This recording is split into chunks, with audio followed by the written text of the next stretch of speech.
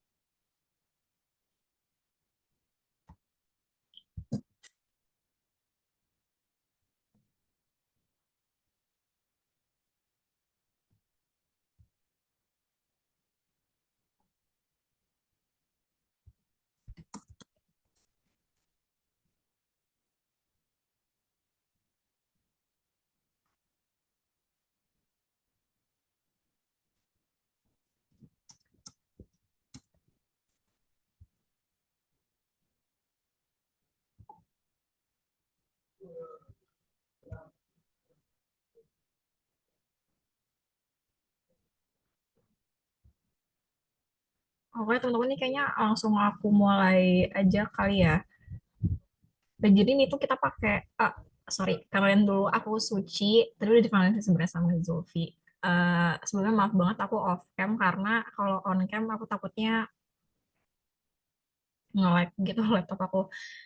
Jadi ini tuh kita ngambil total ada 9 soal. Nah, 5 soal pertama yang di sini dari soal 1 sampai soal 5. Dari soal 1 sampai soal 5 itu soal UTS 2022 yang kita ambil dari Knowledge Vault.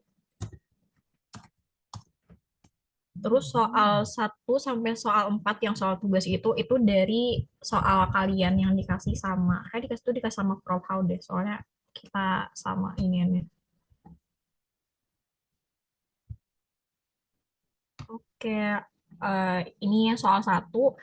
Jadi soal 1 itu terhadap WP diterbitkan SKPK BPPH Badan tahun pajak 2014 sebesar 123 juta pada tanggal 3 April 2016. Nah, di sini diminta untuk menjelaskan persyaratan formal dalam hal wajib pajak mengajukan permohonan pengurangan atau penghapusan sanksi administrasi serta jelaskan jawaban saudara dengan dasar hukumnya gitu.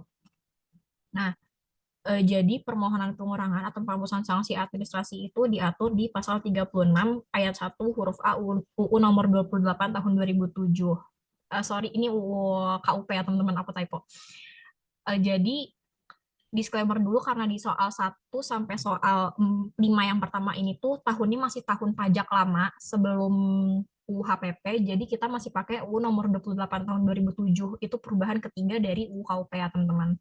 Nah, di sini dinyatakan bahwa di pasal 36 ayat 1 itu, Direktur Jenderal Pajak karena jabatan atau atas permohonan WP bisa mengurangkan atau menghapuskan sanksi administrasi berupa bunga, denda, dan kenaikan yang terutang sesuai dengan ketentuan peraturan pengembangan perpajakan. Nah, ini kan memang di undang-undang itu nggak dijelasin secara spesifik. Di ayat 2-nya itu dikasih tahu bahwa segala pelaksananya itu diatur melalui peraturan Menteri Keuangan. Nah, setelah dicari, ternyata itu ada di peraturan Menteri Keuangan nomor 8 tahun 2013. Lebih tepatnya itu ada di pasal 5 ayat 6 persyaratannya. Nah, beberapa persyaratannya itu yang pertama adalah satu permohonan itu cuma bisa buat satu SKP. Jadi misalkan jadi misalnya si WPN itu nerima ada let's say 2 SKP atau satu SKP satu STP gitu misalnya. Nah, jadi tuh setiap SKP yang didapetin itu tuh cuma bisa diajuin satu permohonan doang, nggak bisa kita satu permohonan buat beberapa SKP atau STP yang kita compile, itu nggak bisa ya teman-teman. Nah, lanjut, permohonannya ini harus diajukan secara tertulis dalam bahasa Indonesia, terus mengemukakan jumlah sanksi administrasi menurut WP dengan disertai alasannya, Terus juga disampaikan ke KPP tempat WP-nya terdaftar, juga harus ditandatangani sama WP dalam hal surat permohonan ditandatangani bukan oleh WP. Surat permohonannya itu harus dilampiri dengan surat kuasa khusus, bagaimana yang sudah diatur di pasal 32 ayat 3 Undang-Undang KUP. Nah, lanjut permohonan atau permohonan pengurangan atau penghapusan sanksi administrasi itu dapat diajukan oleh WP paling banyak 2 kali ya teman-teman. Nah, dalam hal misalnya yang pertama udah diajuin, terus diajuin yang kedua nih dikasih tahu kalau permohonan yang kedua itu diajukan paling lama 3 bulan sejak tanggal surat keputusan DJP atas permohonan pertama dikirim, kecuali WP-nya ini menunjukkan bahwa jangka waktu tersebut tidak dapat dipenuhi karena keadaan di luar kekuasaan wajib pajak. Boleh ke bawah lagi.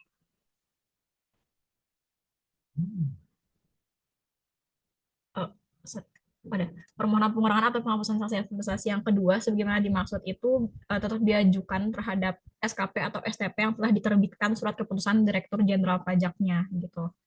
Nah, sebenarnya kan di soal itu sebenarnya syaratnya kan itu doang, tapi di soal itu dia nggak ngasih tahu apakah memang eh, udah memenuhi kriteria buat dikurangkan atau dihapus berdasarkan permohonan WP, karena yang bisa dihapus itu ada syaratnya di pasal 4 di yang di sebelah kanan ini. Jadi syaratnya yang bisa dikurangkan atau dihapus berdasarkan permohonan WP itu cuman sanksi yang tercantum dalam SKP kecuali sanksi administrasi gitu. Terus sanksi administrasi yang tercantum dalam STP terkait penerbitan SKP kecuali sanksi administrasi yang tercantum dalam STP.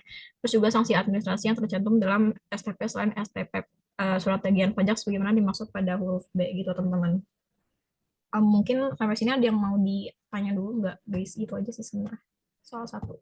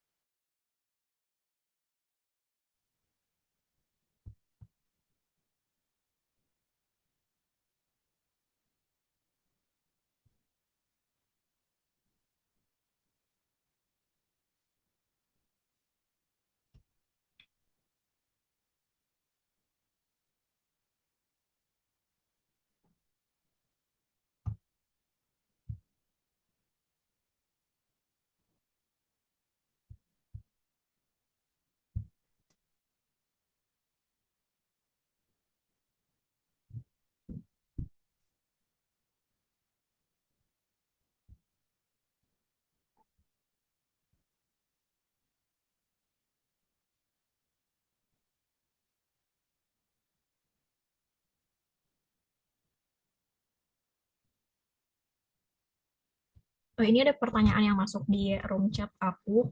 Ada yang nanya, apakah kami perlu ngapain syarat-syarat di PMK nomor 8 2023 ini atau masukin pasal 36 ayat 1 itu cukup. Sebenarnya kalau ditanya syarat-syarat itu karena di undang-undang KUP-nya itu nggak dijelasin, jadi mau nggak mau harus ngikutin peraturan pelaksananya alias yang di PMK-nya gitu sih guys. Ya sebenarnya mau nggak mau dihafalin aja sih. Kira-kira menjawab nggak ya atau ada yang mau ditanyain lagi?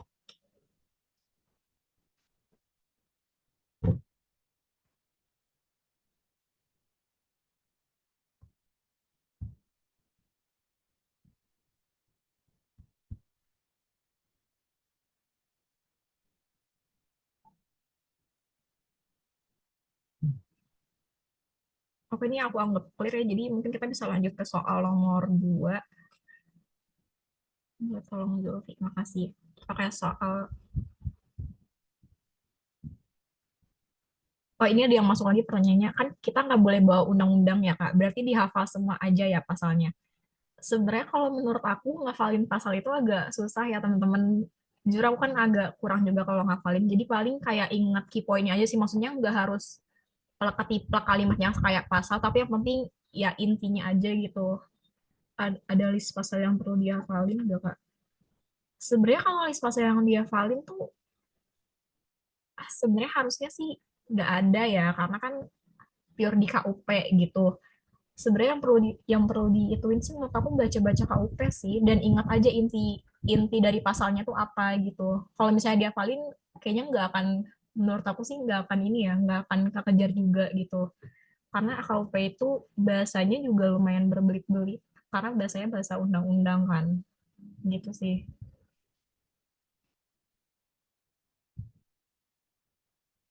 Kalau dari Zulfi ada tambahan gak, Zul?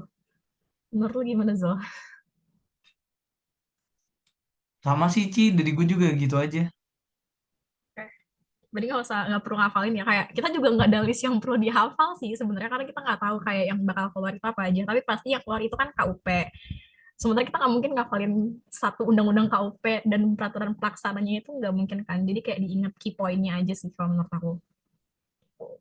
Jujur menurut gue, buat UTS tuh yang paling penting kalian ngerti SKPKB, STP, sama sanksi-sanksi. Karena overall yang akan diujiankan tuh itu. Jadi kalau saran dari gue sih, kalian harus paham SKPKB di 13, SKP lah, SKP kecuali yang LB, karena LB itu nanti after UTS. Itu SKPKB, SKPKBT, STP, sama sanksi-sanksi. Paling itu sih menurut gue yang penting. Terus juga sebenarnya kan di sini kita kayak ada beberapa yang kita masukin PMK ya guys. Cuma gue sendiri kalau misalnya ujian gak agak jarang sih masukin PMK karena gue nggak begitu hafal PMK juga ya. Jadi kayak menurut gue untuk nanti di ujian misalnya nanti kalian gak inget nih ada PP ininya, ada PP berapa, ada PMK 80 2023 itu kalian pakai undang-undang doang juga nggak apa-apa sih menurut gue. Karena pasti dimaklumin lah kalian nggak open source terus kalian nggak masukin PMK kalian cuma masukin undang-undang doang kata-katanya nggak persis itu menurut gue pasti dimaklumin sih jadi kayak hafalin yang relate-relate aja yang penting-penting aja kayak 13 14 9 19 gitu aman. Setuju, setuju. Ada yang mau nanya lagi nggak, guys?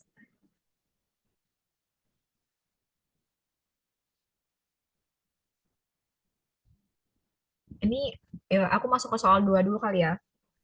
Jadi soal dua itu jelaskan upaya kompromi fiskal yang dapat dilakukan oleh wajib pajak terkait penyampaian dan penghitungan SPT. Jelaskan jawaban saudara disertai dengan dasar hukum.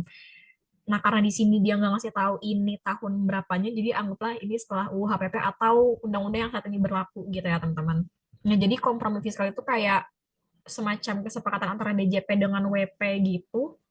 Sebenarnya bukan kesepakatan juga sih, kayak ibaratnya kayak misalnya WP tuh kayaknya aku jelasin nanti deh setelah bacaan undang-undangnya. Jadi ini tuh ada di pasal 8 ayat 3 Undang-Undang KUP.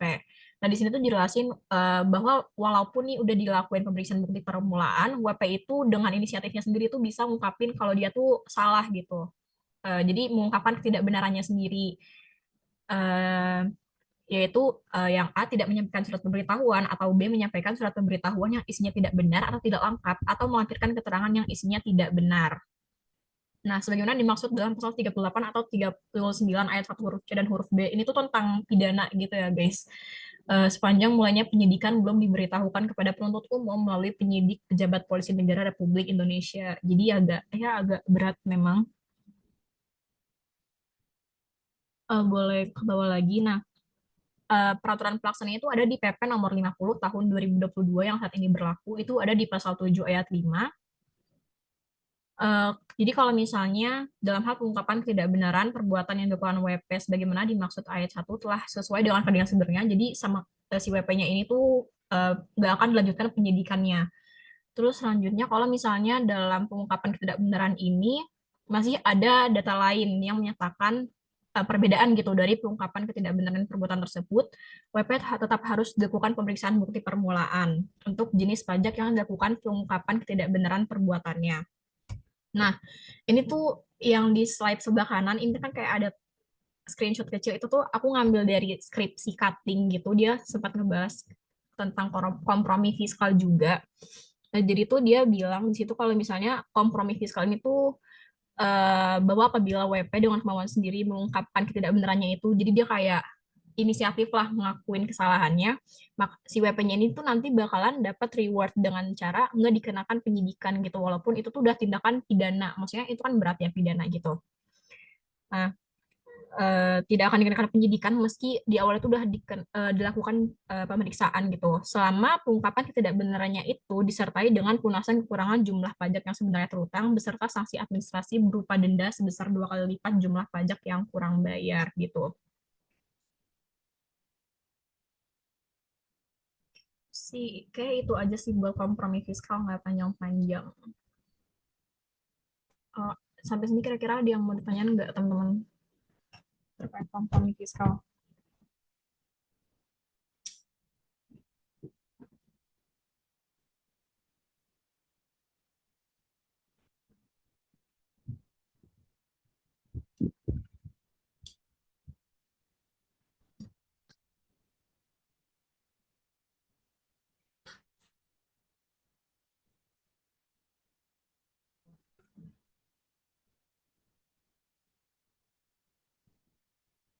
Ini aku tunggu sampai 727 kali ya, kalau nggak ada yang nanya, kita next ke pertanyaan selanjutnya aja.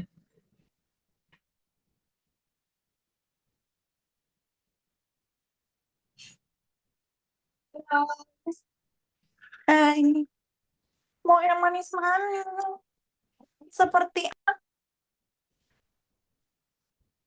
Udah, karena udah 727 mungkin boleh ke soal 3, Zulfi.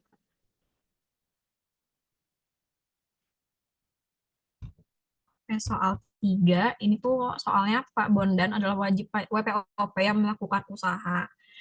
SPT tahunan PPh-nya itu untuk tahun pajak 2013 dengan asumsi tahun pajak sama dengan tahun kalender menyatakan kurang bayar sebesar 100 juta rupiah dan dibayar tanggal 24 April tahun 2014 dan disampaikan 10 Juni tahun 2014. Nah, soal pertama itu sebutkan dan hitung sanksi terhadap Pak Bondan atas kasus di atas. Nah, sebenarnya dari soal ini kita tahu ya kalau dia tuh ada salahnya karena telat gitu. Karena kan kita tahu ya bahwa SPT PPHOP itu disampaikan dan dibayarkan itu paling lambat 31 Maret kalau di kasus ini berarti 31 Maret 2014 karena kan dia seharusnya itu 3 bulan setelah tahun pajak ya, atau 3 bulan setelah terutangnya pajak gitu kalau untuk orang pribadi.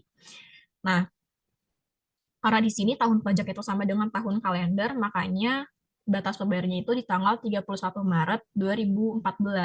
Tanggal setor sama tanggal lapornya ya, teman-teman. Sebenarnya kalau yang saklek itu tuh tanggal lapor tanggal lapor itu tuh pasti 3 bulan setelah pajaknya terutang gitu. Tapi kalau tanggal bayarnya itu tuh pokoknya intinya adalah kita harus bayar sebelum kita lapor pajaknya, udah gitu. Nah, sementara kan kalau di soal ini yang kita tahu dia tuh membayarkan 24 April 2014. Nah, dengan asumsi bahwa memang paling lambat kan seharusnya 31 Maret 2014, berarti kan ada keterlambatan selama 1 bulan nih. Karena dihitungnya itu dari 1 April sampai 24 April itu kan 1 bulan kan hitungannya. Nah, jadi sanksi administrasinya itu ada di pasal 9 ayat 2B. Yang rumusnya itu 2% dikali bulan keterlambatan dikali kurang bayar. Nah, bulan keterlambatnya itu kalau udah 1 hari itu udah dihitungnya 1 bulan. Jadi misalkan katakanlah dia itu bayarnya 1 April 2014. Dari 31 Maret ke 1 April itu kan sebenarnya cuma selisih 1 hari ya teman-teman. Tapi KUP itu selalu ngatur 1 hari itu tuh dihitungnya udah 1 bulan. Jadi tetap ya itu kita ngenainya 1 bulan gitu. Nah, kalau di kasus ini sanksinya itu tuh berarti 2% dikali 1 bulan dikali kurang bayarnya itu 100 juta rupiah gitu. Nah, berarti sanksinya itu 2 juta rupiah. Lanjut sanksi atas terlambat lapornya. Jadi dia itu baru lapor atau baru menyampaikan 10 Juni 2014. Nah, sanksi atas telat lapor ini itu ada di pasal 7 ayat 1 UU KUP, yang mana yang beda-beda tergantung jenis SPT-nya gitu. Karena di sini dia SPT PPHOP, dan itu tuh kalau kita terlambat lapor dikenakan sanksi administrasi berupa denda sebesar 100.000 rupiah. Berarti total sanksi yang harus dibayarkan itu sebesar 2 juta yang administrasi bunga atas keterlambatan bayar sama ditambah 100.000 atas sanksi administrasi denda karena kita telat lapor gitu. Nah, oke, kita lanjut ke soal 2. Baik. Bentar ya guys.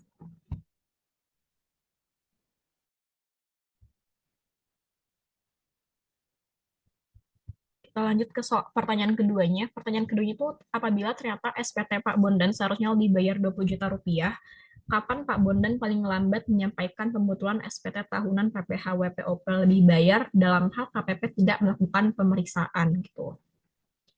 Nah, jadi kalau membetulkan sendiri itu diatur di pasal 8 ayat 1 Undang-Undang KUP. Nah, di kasus ini kan kita tahu ya bahwa seharusnya dia tuh lebih bayar 20 juta. Nah, di pasal 8 ayat 1 UU KUP ini, kalau misalnya SPT-nya ini setelah kita melakukan pembetulan sendiri menjadi LB, itu tuh kita harus nyampein SPT pembetulan itu maksimal 2 tahun sebelum daluarsa pajak. Sebenarnya kan kalimatnya agak bingung ya, karena 2 tahun sebelum daluarsa pajak itu tuh kapan gitu. Kan kita tahu nih, daluarsa pajak itu kan biasanya 5 tahun ya teman-teman. Di sini kan itu tahun pajaknya 2013. Nah, 5 tahun setelah tahun 2013 itu kan 2018 kan. Dan di sini tuh dia bilang penyampaian SPT pembetulan itu maksimal 2 tahun sebelum daluarsa pajak. Berarti dari 2018 dikurangin 2, itu tuh tahun 2016. Jadi intinya simpelnya adalah 2 tahun sebelum daluarsa pajak itu sama kayak 3 tahun setelah tahun pajaknya. Jadi ya kalau tahun pajaknya 2013 tambah 3 berarti itu terakhir itu tahun 2016 gitu teman-teman.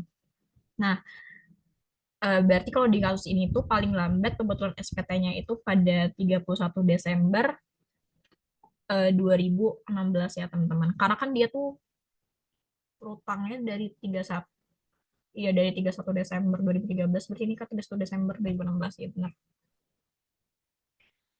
Terus habis itu kita lanjut ke soal nomor 3, pertanyaan 3. Apabila ternyata SPT Pak Bondan seharusnya kurang bayar 110 juta rupiah, kapan Pak Bondan paling lambat menyampaikan pembetulan SPT tahunan PPh WPOP lebih bayar dalam hal KPP tidak melakukan pemeriksaan? Nah, kalau di kasus ini tuh seharusnya kan kurang bayar 110 juta rupiah. Nah, kalau dari sejauh yang aku cari gitu ya teman-teman, dan yang aku ingat, kalau sebelum UU HPP itu, kalau misalnya emang mau pembetulan itu, intinya sebelum pemeriksaan masih bisa dibetulin gitu. Tapi kalau khusus yang LB ini emang khusus ada maksimal tenggat waktunya gitu, yaitu 2 tahun sebelum daluarsa pajak. Tapi si KB ini tuh nggak diatur lebih lanjut. Jadi nggak ada batas waktu spesifiknya kayak SPTLB. Jadi intinya selama belum dilakukan pemeriksaan masih bisa kita betulkan gitu KB-nya. Tapi yang menjadi pembeda dengan LB adalah kalau ketika kita setelah pembetulan SPT-nya menjadi KB, nanti itu akan dikenakan sanksi administrasi berupa bunga. Besarannya itu 2% per bulan atas jumlah pajak yang kurang dibayar. Dan bulannya itu tuh dihitung dari sejak penyampaian SPT selesai atau dari berarti itu dari 31 Maret ya teman-teman, dari 31 Maret 2014 sampai dengan tanggal pembayarannya gitu.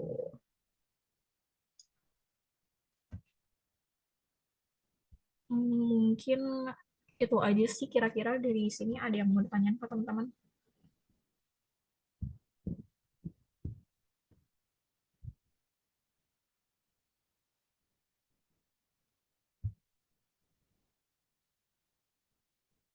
Ini aku tunggu sampai 7.36 ya. Kalau nggak ada mungkin bisa dilanjut ke soal 4.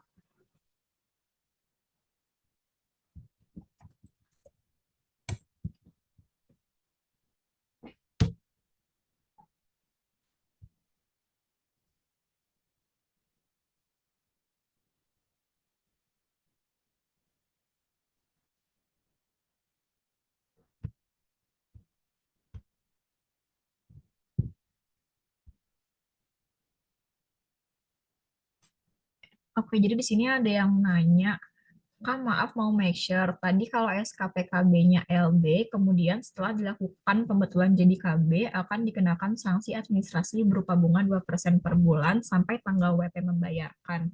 Benarkah begitu?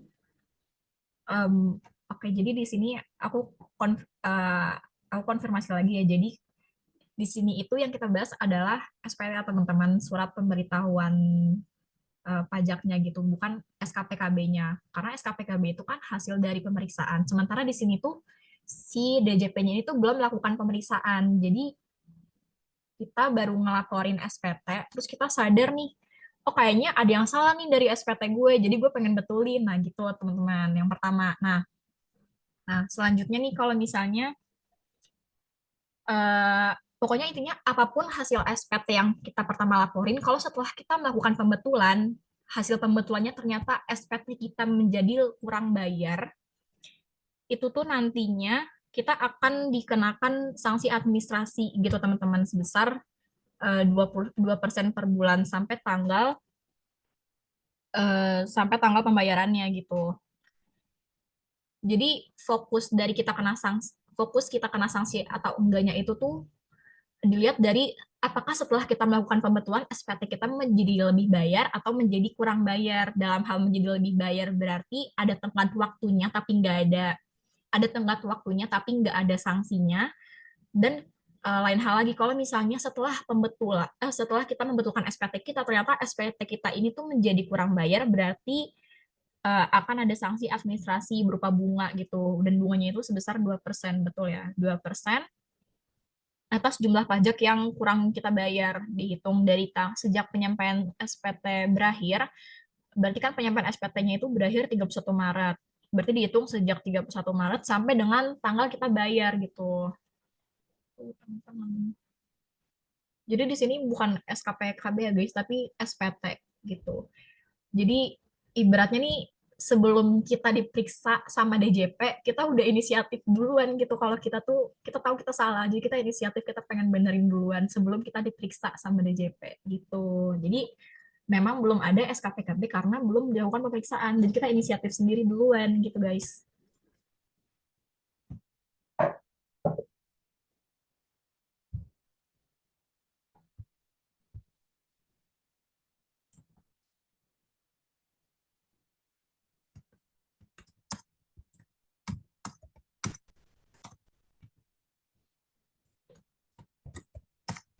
Kira-kira udah menjawab belum ya jawaban yang tadi atau ada yang mau dikonfirm lagi?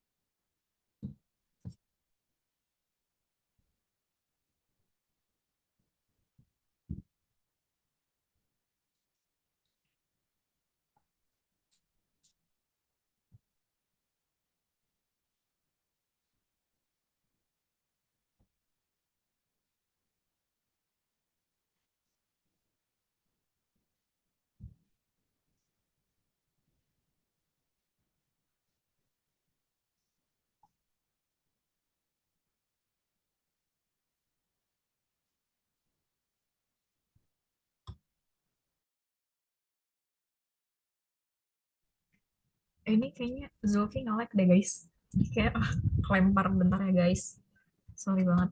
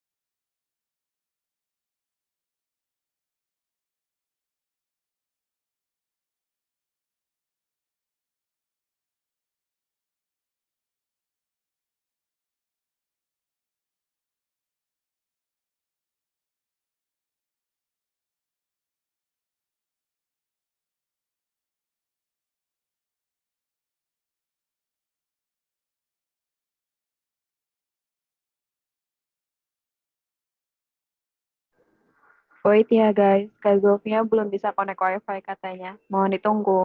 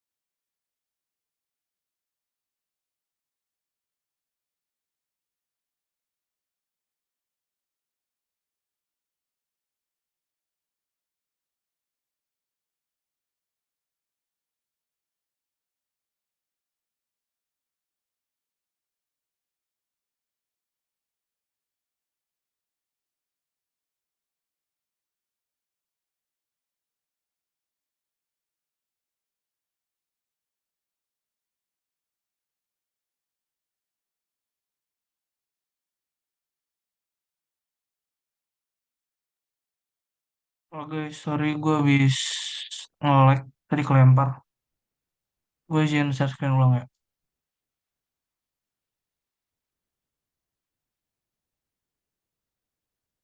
Oke, melanjutkan Suci. Ini gue bakal ke soal nomor 4. Jadi di sini ditanyain apa dasar hukum dan penyebab terbit STP dan SKPKB. Jelasin perbedaan sama persamaan antara dua produk tersebut disertai dengan dasar hukum. Nah, sebelumnya yang tadi udah pernah gue bilang bahwa di UTS dulu ini banyak ngomongin STP sama SKPKB.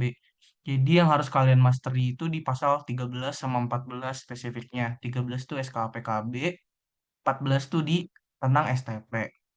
Nah, yang pertama dulu, STP atau surat tagihan pajak itu terbit eh, sesuai dengan ketentuan di pasal 14 ayat 1 UKUP yang mana menyebutkan bahwa DJP dapat menerbitkan STP apabila pajak ada berapa ini? Ada sampai I yang mana gue juga nggak begitu hafal.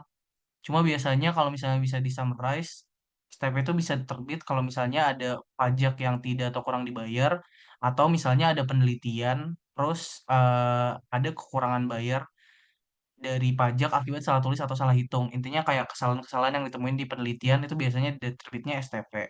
Terus buat nagih-nagih sanksi administrasi kayak misalnya telat lapor SPT, itu kan kena sanksi denda.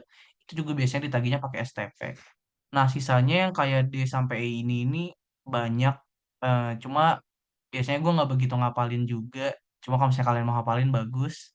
Jadi intinya STP itu bisa terbit karena berapa ini? 1, 2, 3, 4, 5, 6, 7, 8, 6, 7, 8. Ya ada 9 alasan inilah. Ada 9 alasan ini kenapa STP bisa terbit. Nah, terus penyebab diterbitkannya STP itu apa? Jadi ada di pasal DPMK 80 tahun 2023. Bentar gue buka. Ada di PMK nomor 80 tahun 2023 yang menyatakan bahwa STP itu merupakan produk dari bisa dari penelitian, bisa dari pemeriksaan ataupun dari pemeriksaan ulang. Jadi kalau misalnya kalian ditanya STP terbit akibat kejadian apa, berarti kalau misalnya ada pemeriksaan, penelitian atau pemeriksaan ulang oleh DJP itu sama-sama bisa nerbitin STP. Ini ada di pasal 18 PMK 80 tahun 2023. Nah, ini surat tagihan pajak diterbitkan berdasarkan bisa dari penelitian, pemeriksaan, atau pemeriksaan ulang. Nah, selanjutnya ada SKPKB. SKPKB itu apa? SKPKB atau surat ketetapan pajak kurang bayar itu diaturnya di pasal 13 ayat 1 UKUP. Yang mana kalau misalnya tadi STP kan bisa output dari penelitian, pemeriksaan, atau pemeriksaan ulang. Nah, kalau SKPKB ini udah pasti adalah output dari pemeriksaan. Itu sesuai dengan bunyi pasal 13 yang menyatakan bahwa DJP dapat menerbitkan SKPKB setelah dilakukan tindakan pemeriksaan dalam hal sebagai berikut. Nah, sebenarnya definisi pemeriksaan sama penelitian sendiri itu ada di pasal 1 KUP ya, yang mana pemeriksaan itu adalah what is it? Pemeriksaan. Pemeriksaan adalah serangkaian kegiatan menghimpun dan mengolah data, keterangan, dan atau bukti yang dilaksanakan secara objektif dan profesional berdasarkan suatu standar pemeriksaan untuk menguji kepatuhan. Jadi, ini definisi pemeriksaan. Terus kalau penelitian ada di sini juga. Ini penelitian adalah serangkaian kegiatan yang dilakukan untuk menilai kelengkapan pengisian surat pemberitahuan dan lampiran-lampirannya termasuk penilaian tentang kebenaran tulis dan kebenaran hitung. Nah, itu kadang kalau misalnya penelitian itu cuma biasanya dilihat di apakah hitungannya udah bener atau belum. Misalnya ada salah dicek ada salah tulis atau salah hitung itu biasanya cuma penelitian. Kalau misalnya pemeriksaan itu beneran kayak dicek apakah substansialnya udah bener si pajak yang dihitung sama si WP-nya atau enggak. Terus penyebab terbitnya SKPKB apa aja itu ada 6 di sini. Yang pertama ada pajak yang tidak atau kurang dibayar. Yang kedua ada SPT yang nggak disampaikan dalam jangka waktu yang di pasal 3. Terus sudah ditegur secara tertulis tapi tetap nggak disampaikan. Terus misalnya ada yang C, D, E, sama F. Tapi umumnya kalau misalnya di Sisdur itu kalian biasanya terkait dengan penerbitan SKPKB karena yang A, ada pajak yang tidak atau kurang dibayar. Itu adalah kenapa bisa ada STP ataupun SKPKB. Jadi ini dasar hukumnya ada di pasal 14 sama pasal 13 UKUP. Sebab terbitnya ini ada banyak, ada 9 untuk yang STP, ada 6 untuk yang SKPKB. Nah, sekarang masuk ke persamaan sama perbedaannya apa? Yang pertama, kesamaan. STP sama SKPKB itu merupakan sama-sama produk untuk produk hasil dari keputusan Direktorat Jenderal Pajak yang mana dua-duanya merupakan base kicking yang menimbulkan kewajiban bagi wajib pajak untuk melunasi utang pajak, melunasi pajaknya. Jadi ini ada diatur di pasal 14, penjelasan pasal 14 ayat 2 bahwasannya STP itu kekuatan hukumnya itu sama. Wait, mana ya? Pasal 14. Nah, ini pasal 14 ayat 2 bahwa surat tagihan pajak disamakan kekuatan hukumnya dengan ketetapan pajak, surat ketetapan pajak. Nah, jadi surat ketetapan pajak itu kan merupakan base kicking yang mana kalau misalnya terbit surat ketetapan pajak itu akan menimbulkan kewajiban perpajakan bagi si wajib pajaknya. Nah, si STP juga sama, karena STP ini kekuatan hukumnya dipersamakan dengan surat ketetapan pajak, maka STP juga merupakan base kicking yang dapat menimbulkan kewajiban dalam pembayaran pajak untuk wajib pajak. Yang kedua, akibat hukumnya. Jadi, STP sama SKPKB ini sama-sama menimbulkan utang pajak yang harus dilunasi oleh wajib pajak. Yang ketiga, jatuh tempo. Buat jatuh tempo sendiri, STP sama SKPKB itu sama, kebetulan dua-duanya. Diatur di pasal 9 ayat 3 UU KUP yang menyatakan bahwa STP, SKPKB, SKPKBT, pokoknya segala surat ketetapan yang membuat utang pajak itu bertambah, itu harus dilunasi 1 bulan sejak diterbitkan. Jadi jangka waktu pelunasannya sama. Yang yang ya terus dia sama-sama dapat ditagihkan melalui menggunakan surat paksa sebagaimana diatur di pasal 20 ayat 1 UKUP. Jadi pasal 20 ayat 1 itu kan menegaskan bahwa atas jumlah tagihan yang masih harus dibayar bla bla bla bla dan lain-lain, tapi tidak dibayar oleh penanggung pajak sebagaimana jangka waktu di pasal 9 ayat 3 atau ayat 3A itu dapat dilagikan penagihan pajak dengan surat paksa sesuai dengan ketentuan peraturan perundang-undangan perpajakan. Jadi kalau misalnya nih STP atau SKPKB udah ada deadline-nya tapi masih belum dibayar. Deadline kan tadi 1 bulan. Nah, dalam 1 bulan itu misalnya masih belum dibayar, itu dapat dilakukan penagihan pajak dengan surat paksa. Itu dua-duanya sama, baik STP maupun SKPKB. Yang ketiga, yang terakhir itu mereka sama-sama dapat menimbulkan sanksi administrasi berupa bunga.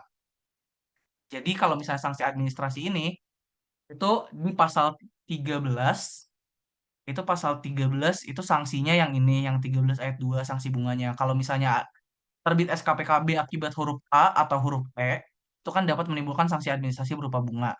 Nah, sama juga di pasal 14, kalau misalnya timbul STP akibat adanya A yang huruf A atau B ini, sama-sama akan menimbulkan sanksi administrasi berupa bunga. Itu sama-sama. Jadi, STP sama SKPKB dapat menerbitkan sanksi berupa bunga, tapi kayak nggak semua STP atau SKPKB itu sanksinya, eh, terusnya iya. Ya, betul. Jadi kan sanksinya tuh kan kayak ada yang beda-beda nih, ada yang sanksi pasal 2, ada sanksi yang pasal 2, ada yang sanksi yang pasal 3. Kalau ini kan sanksinya kenaikan, kalau misalnya yang 2 kan sanksinya bunga. Nah, itu sih. Terus yang beda, beda itu dari bagaimana STP sama SKPKB bit. Kalau STP, kayak yang tadi udah gue jelasin, adalah output dari proses penelitian, pemeriksaan, atau pemeriksaan ulang. Tapi kalau SKPKB, dia cuma output dari proses pemeriksaan. Terus kalau misalnya STP itu nggak bisa diajuin upaya keberatan ataupun banding yang diatur di pasal 25. Karena kalau misalnya kita lihat di pasal 25, bunyi pasalnya tuh kayak gini, wajib pajak dapat mengajukan keberatan hanya kepada Direktur Jenderal Pajak atas suatu A SKPKB, B SKPKBT, C SKPN, D SKPLB, atau E pemotongan atau pemungutan pajak oleh pihak ketiga berdasarkan peraturan perundang-undangan perpajakan. Jadi di sini udah nggak ada nih klausul bahwa wajib pajak dapat mengajukan keberatan atas STP. Nah, berarti wajib pajak itu cuma bisa ngajuin keberatan atas ketetapan-ketetapan yang dicantumin di pasal 25 ini. Karena STP itu nggak bisa diajukan keberatan, otomatis dia juga nggak bisa diajukan banding. Karena banding merupakan upaya hukum lanjutan dari yang namanya keberatan. Terus buat upaya administratif, dua-duanya sama sih overall. STP itu bisa ditempuh pembetulan sebagaimana ada di pasal 16. Pasal 16 terkait pembetulan bahwa atas permohonan wajib pajak atau karena jabatannya atau ex officio, DJP bisa membetulkan SKP, STP, SK pembetulan, SK keberatan, SK ini dan lain-lain. Jadi intinya pasal 16 ini ngecover juga STP untuk diajukan upaya administratif berupa pembetulan. Terus ada juga upaya administratif berupa pasal 36. Di pasal 36 itu penghapusan atau pengurangan sanksi atau pembatalan. Di sini STP dapat diajukan pengurangan atau penghapusan sanksi, tapi cuma kalau misalnya sanksi itu muncul karena hilaf dari wajib pajak yang bukan dari kesalahannya. Atau bukan karena kesalahan si wajib pajak itu. Terus yang kedua, STP dapat diajukan upaya administratif berupa pengurangan atau pembatalan sebagaimana di pasal 36 ayat 1 huruf C. Terus STP bisa diajukan, nggak ada. Terus ini yang paling penting bahwa STP itu kalau misalnya kalian telat bayar, kalian nggak dikenain bunga. Sebagaimana yang kalian tahu, di pasal 19 itu kan ngatur. Misalnya nih, SKPKB udah terbit. Terus kan SKPKB itu batas bayarnya 1 bulan sejak terbitnya SKPKB. Nah, misalnya nih, kalian nggak bayar si SKPKB itu, kalian bayar SKPKB itu lebih dari setelah jatuh tempo, itu kan kalian bakal dikenain sanksi berupa bunga. Nah, kalau STP itu beda. STP kalau misalnya kalian bayar setelah jatuh tempo, itu dia nggak akan dikenain bunga. Karena di pasal 19, klausulnya gini, apabila SKPKB atau SKPKBT serta surat keputusan pembetulan, surat keputusan keberatan, putusan banding atau putusan peninjauan kembali yang menyebabkan jumlah pajak yang masih harus dibayar bertambah pada saat kurang atau kurang dibayar atas jatuh tempo pelunasan tidak dibayar sesuai dengan jumlah pajak yang tidak atau kurang dibayar akan dikenai sanksi administrasi berupa bunga. Jadi kalau berdasarkan pasal 19, nggak ada nih klausul yang menyebutkan bahwa kalau misalnya STP nggak dibayar setelah jatuh tempo, itu kena bunga. Makanya atas STP, kalau misalnya kalian bayar setelah jatuh tempo, itu nggak akan dikenai sanksi administrasi berupa bunga. Beda sama SKPKB yang kalau misalnya kalian bayarnya setelah dari si jatuh tempo, bakal dikenain bunga sebagaimana diatur di pasal 19. Untuk persamaan sama perbedaannya itu. Oke, soal nomor 4, overall udah. Dari kalian ada yang mau nanya nggak ya? Aku buka 3 menit buat waktu pertanyaan sesi 4.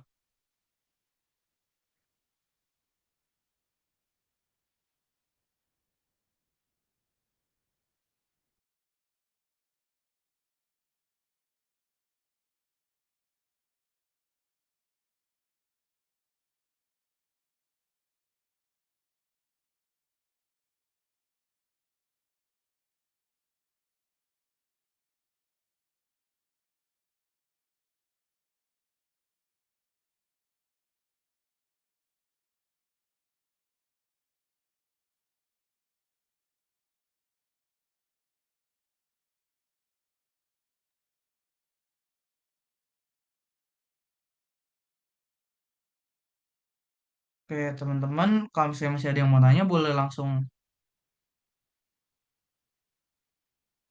di chat aja ya.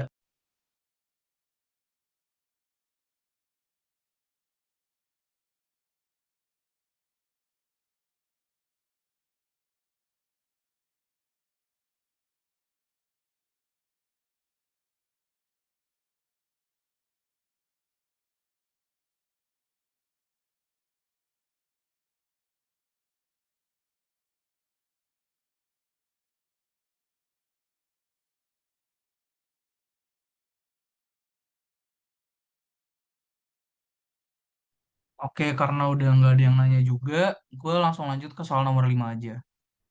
Nah, soal nomor 5 ini agak nggak susah sih, cuma agak lebih susah dikit. Ada PT Gadget Soris, WP Badan, terdaftar di KPP Tanah Abang, menjalankan usaha bla bla bla bla bla bla. Dia PKP. Nah, terus di tahun 2018 dia menyampaikan SPT-nya dengan rincian sebagai berikut. Kalau misalnya ada ngitung terkait SKPKB atau step SKPKB, itu kalian boleh langsung fokus ke PKP sama ke PPh terutangnya aja. Jadi kayak ini kan udah dihitungin ya, KP-nya berapa, PPh terutangnya berapa. Jadi boleh nih kalian langsung highlight di bagian PKP sama PPh terutangnya. Di sini infonya PKP dari si Gadgetor Soris adalah 850 juta. Sedangkan PPh terutangnya adalah 212 juta 500. Nah, terus ditemukan bahwa ternyata harusnya penghasilan netonya itu adalah 1.100.000.000. Aduh, gue salah dong. Bentar, guys.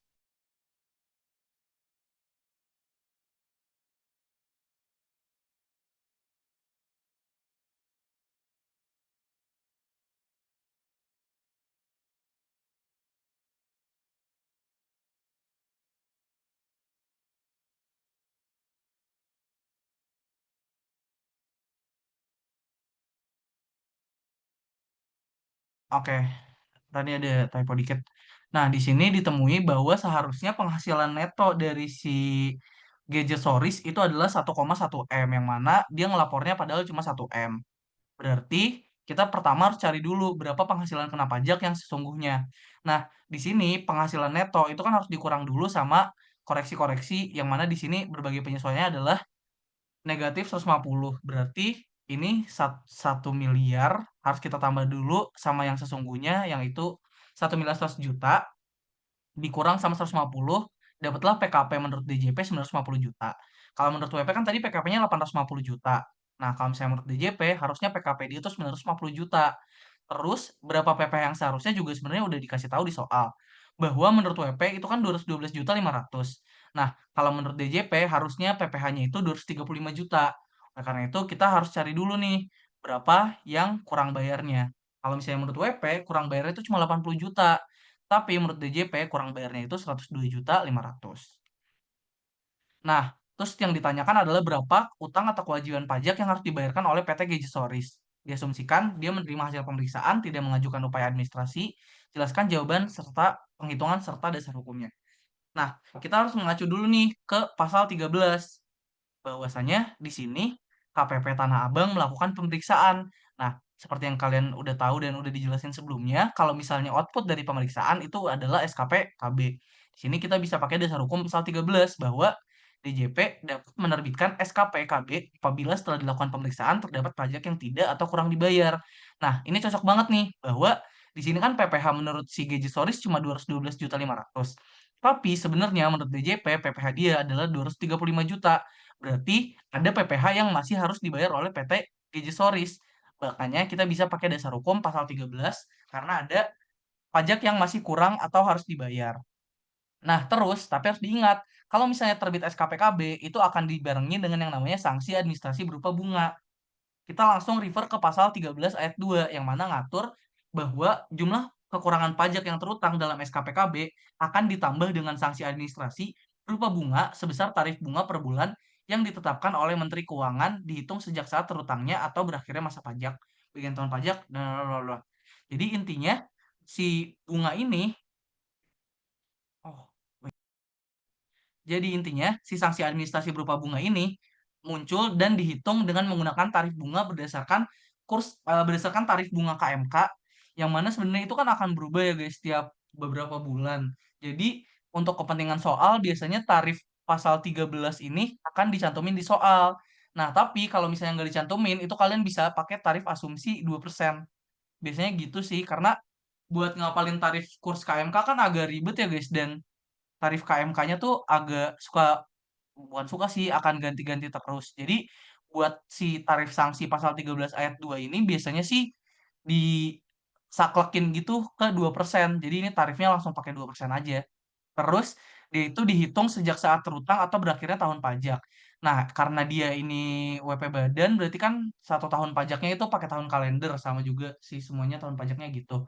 Berarti dihitungnya sejak berakhirnya tahun pajak, yaitu tanggal 31 Desember 2018. Berarti kita hitung sanksinya sejak 1 Januari 2019. Nah, karena SKP-nya terbit di Oktober 2018, bulan Oktober 2019, maka kita buat ngitung bulan untuk penghitungan dendanya itu dari Januari 2019 sampai dengan Oktober 2019. Yang berarti bunga yang bakal kita pakai buat penghitungan dendanya adalah 10 bulan. Nah, terus kita cari nih berapa PPh yang kurang dibayarkan oleh si PT Gejisoris. Tadi kan udah ketemu bahwa menurut Gejisoris 212 juta sekian, tapi menurut DJP 235 juta sekian. Oh, berarti ketemu nih pajak yang masih kurang dibayar itu adalah 22 juta 500. Nah, atas 22 juta 500 ini, atas 22 juta 500 ini harus akan dikenai sanksi administrasi berupa bunga sebagaimana diatur di pasal 13 ayat 2. Sanksinya itu bunga 2%, dan bulannya itu 10 bulan karena kayak tadi kita hitung dari Januari sampai Oktober. Maka dapat besaran sanksi untuk si PT Gejesoris adalah 4.500.000. Nah, karena di sini juga infonya si Gejesoris itu bayar 29 April dan lapor di 30 April, maka diketahui nih bahwa tidak ada keterlambatan dalam pembayaran maupun pelaporan SPT. Maka sanksi atau utang yang harus dibayar sama si Gejesoris pure dari kekurangan pembayaran pajak ditambah sanksi administrasi berupa bunga yang muncul karena SKPKB si PT Gejesoris. Nah, gimana kalau misalnya terlambat lapor? Kalau misalnya dia ada terlambat lapor, maka kalian juga harus memperhitungkan berapa saksi administrasi atau dendanya si Gejesoris sehubungan dengan untuk mencari berapa yang harus dibayarkan oleh PT Gejesoris. Tapi di sini karena dia nggak ada terlambat lapor ataupun terlambat setor, maka sanksinya itu cuma pure dari yang SKPKB. SKPKB-nya aja. Sehingga bisa didapetin total yang harus dibayar oleh GJ Stories adalah 22.500.000 ditambah sanksinya 4.500.000. Berarti 27 juta. Oke, soal nomor 5 gitu aja. Kira-kira ada yang mau nanya nggak ya dari soal nomor 5? Boleh langsung ke...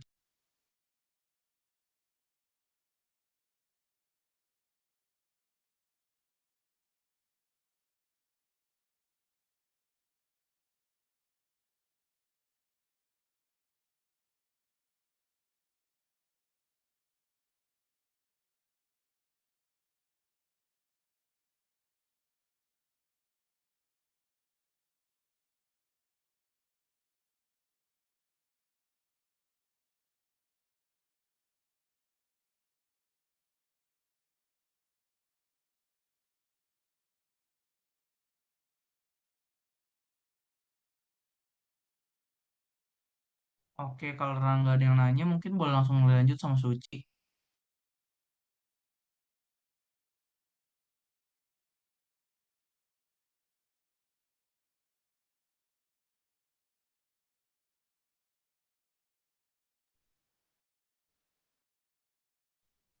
Oke, bentar. Kak Zulfi, gue mau nanya baca Ini chat gue. Sorry. Bentar, Ci, ada yang nanya ternyata. Oke. Kak, gue masih bingung. Kapan DJP itu nerbitin SKP? Oh, oke, oke, oke, oke, oke, oke. Kapan DJP bakal nerbitin SKP atau STP? Di soal ini kan kata lu karena hasil pemeriksaan, makanya diterbit SKPKB. Oke. Tapi tadi di nomor 4 di step bahwa STP itu bisa diterbitin juga karena ada pemeriksaan. Nah, jadi kapan sih STP terbit karena pemeriksaan? STP itu biasanya terbit karena pemeriksaan buat cuma kalau misalnya nagihin ada sanksi atau kayak gimana. Misalnya kayak nih, dia diperiksa, terus dia ditemuin bahwa setelah pemeriksaan ditemuin bahwa dia tuh telat lapor SPT. Nah, itu kan ada temuan pas pemeriksaan, tapi terus kayak outputnya tuh harus ngenain sanksi berupa denda. Nah, kalau kayak gitu baru terbit STP. Tapi misalnya nih, dia pemeriksaan, terus ketemu ada pajak yang kurang atau masih harus dibayar. Kalau kayak gitu, udah pasti outputnya itu SKPKB. Kebayang nggak sih? Kayak kalau misalnya kata-katanya pemeriksaan, terus ditemui ada pajak yang masih kurang dibayar, itu outputnya harusnya pasti SKPKB. Gitu. Menjawab nggak ya?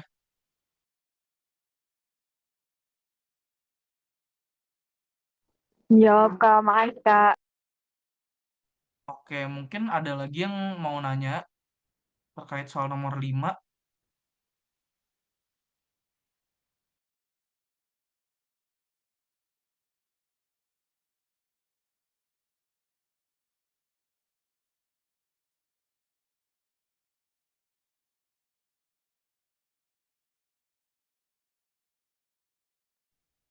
Oke, karena masih belum ada yang nanya, Ci, mungkin boleh langsung dilanjut ke soal lanjutan lu.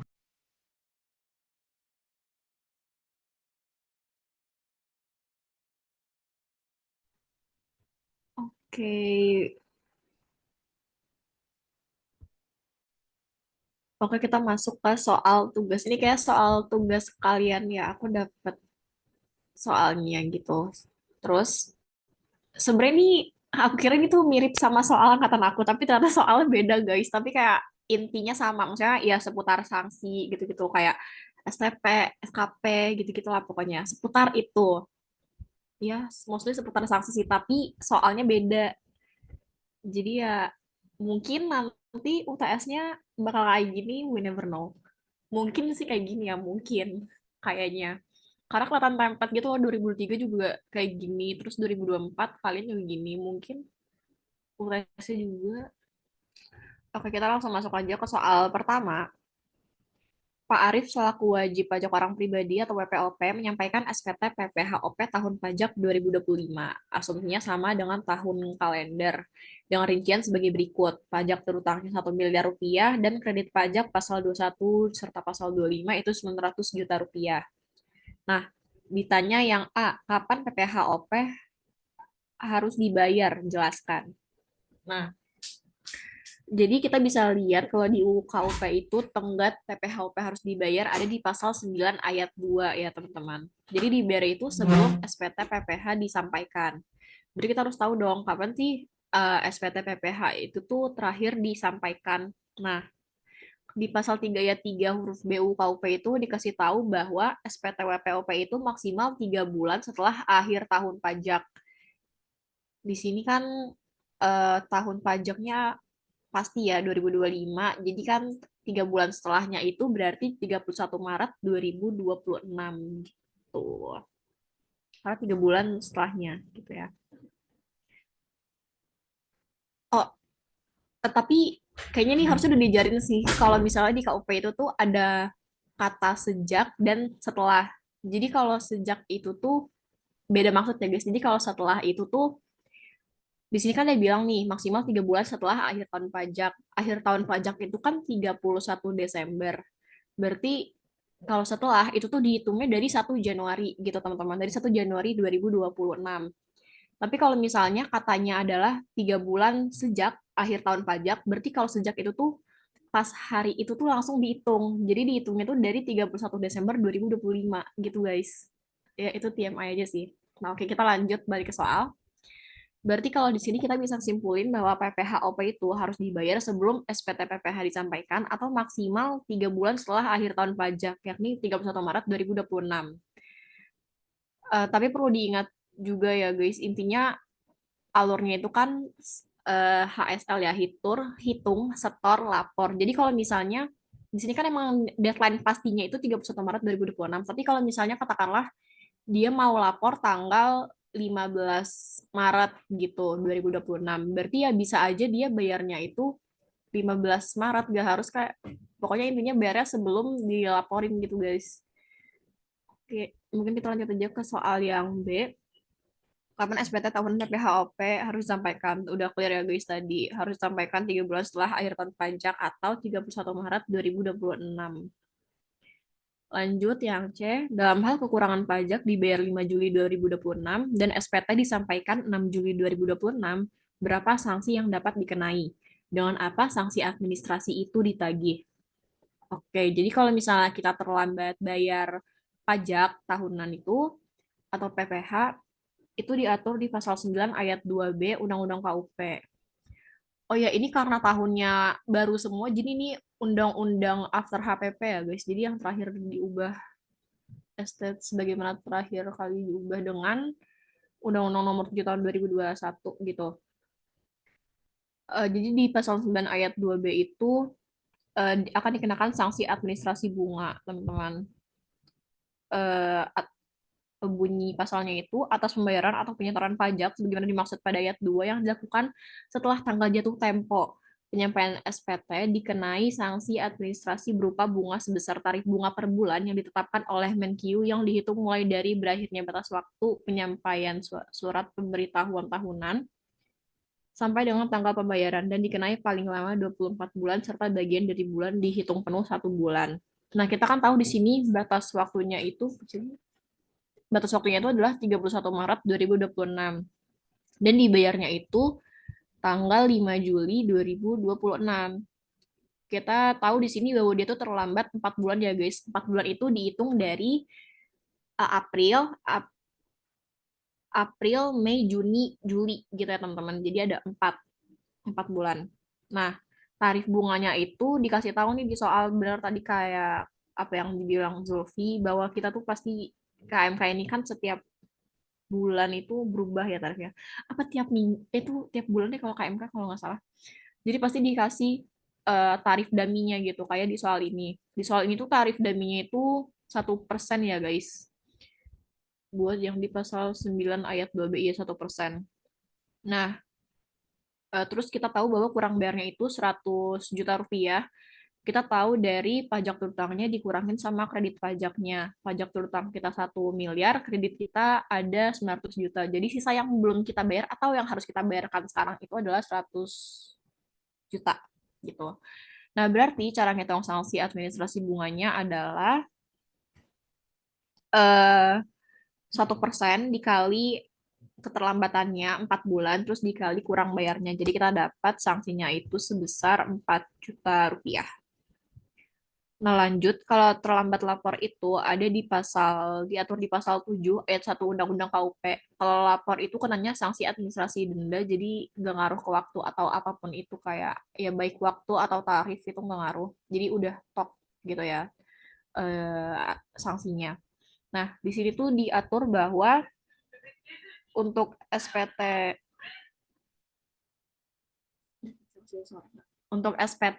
tahunan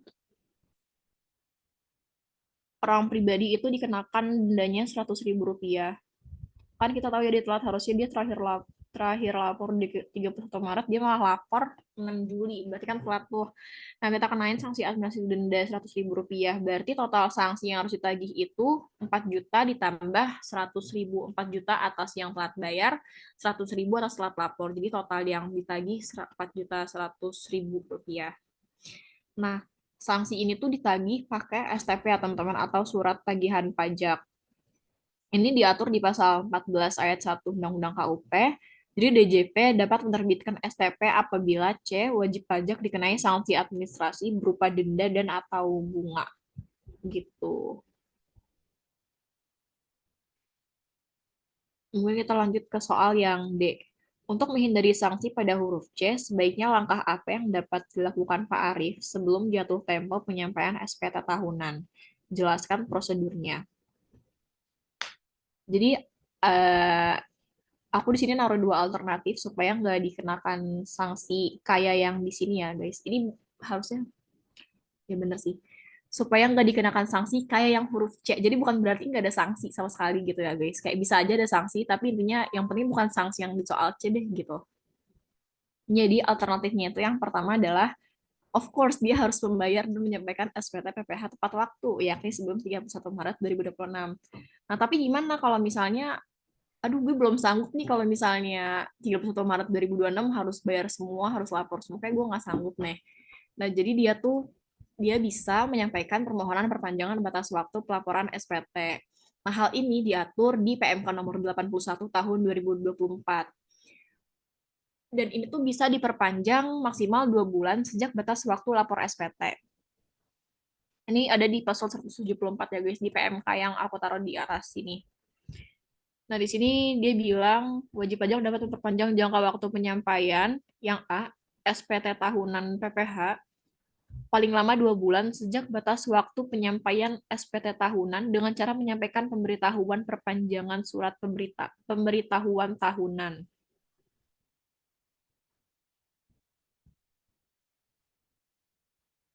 Terus persyaratannya itu diatur di pasal 175 ayat 1 di PMK yang sama juga. Nah, persyaratannya itu harus disampaikan permohonan ya guys ke DJP sebelum batas waktu penyampaian SPT berakhir. Berarti sebelum 31 Maret 2026 kita harus udah ngajuin permohonan gitu, udah ancang-ancang. Nah, apa aja syaratnya? Yang kita tuh syaratnya harus ngelampirin yang pertama ada penghitungan sementara PPh terutang dalam 1 tahun pajak.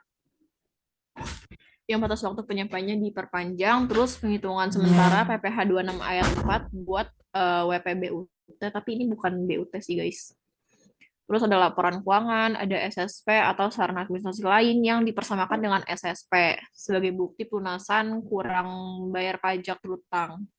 Kalau misalnya memang ada kurang bayar pajaknya gitu. Dan juga ada surat pernyataan dari akuntan publik bahwa audit laporan keuangannya ini tuh belum selesai gitu. Nah, emang ini tuh syaratnya kumulatif ya guys, karena pakai dan jadi kayak semuanya harus ini sih harus dipenuhi. Memang biasanya tuh kalau perpanjangan pelaporan SPT itu tuh yang ngajuin WP Badan, biasanya yang so far yang aku pahamin itu biasanya yang ngajuin tuh WP Badan. Kenapa? Karena WP Badan itu kan ngelaporin SPT pakai laporan keuangan yang udah diaudit sama akuntan gitu ya, sama akuntan publik. Nah, audit laporan keuangan ini tuh biasanya setelah laporan keuangannya tuh udah jadi. Jadi ya probably mungkin di bulan Januari, Februari, Maret, April. Dan kadang kalau misalnya, kadang kan kayak ngaudit itu kan nggak secepat itu gitu ya. Jadi kadang tuh auditnya belum selesai tapi udah mepet deadline lapor SPT. Makanya WP Badan itu tuh suka memperpanjang memperpanjang masa pelaporan SPT karena memang auditnya itu belum selesai. Apalagi kalau misalnya company-nya gede gitu sih guys. Tapi karena ini kasusnya OP, ya harus bisa juga sih sebenarnya. Tapi setahu aku lebih lumrah WP Badan kalau perpanjang gitu. Gitu sih. Sampai sini ada yang mau ditanyain nggak guys? Atau ada yang mau dikonfirmasi? Aku tunggu sampai 8.23. Kalau nggak ada kita lanjut.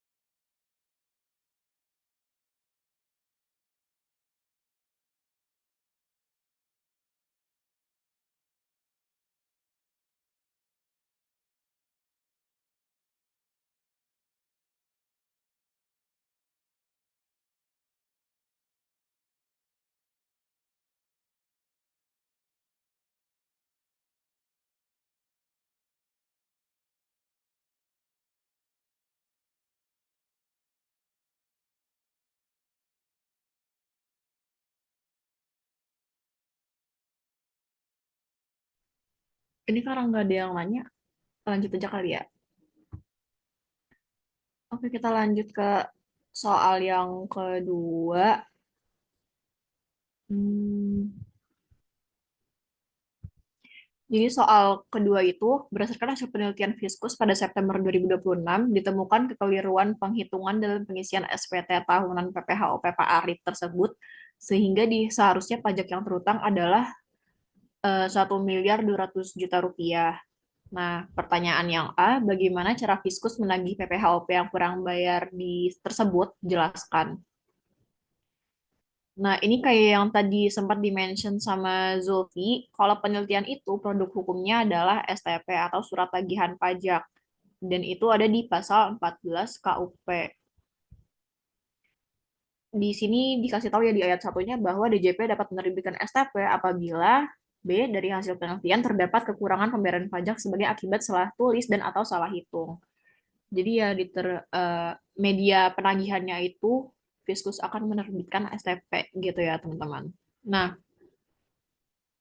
STP-nya ini tuh nanti akan diterbitkan paling lama 5 tahun setelah saat utangnya pajak atau berakhirnya masa pajak gitu. Berarti ya kurang lebih sama kayak daluarsa lah ya. Lanjut soal yang B. Berapa sanksi yang dikenakan apabila Fiskus menerbitkan tagihan tanggal 20 September 2026?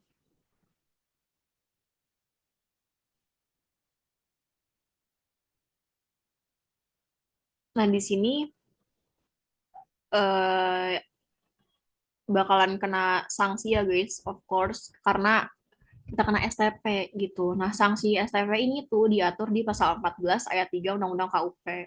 Di sini dikasih tahu bahwa jumlah kekurangan pajak yang terutang dalam STP itu ditambah dengan sanksi administrasi berupa bunga sebesar tarif bunga per bulan yang ditetapkan Menkyu. Dihitungnya itu sejak saat terutangnya pajak atau berakhirnya masa pajak bagian tahun pajak bla bla bla dengan diterbitkannya STP dan dikenakan paling lama 24 bulan serta bagian dari bulan dihitung penuh 1 bulan gitu. Nah, di sini kan dia bilang nih, dihitung sejak saat terutangnya pajak atau berakhirnya masa pajak. Kan kita tahu ya berakhirnya masa pajak atau bagian tahun pajak atau tahun pajak gitu.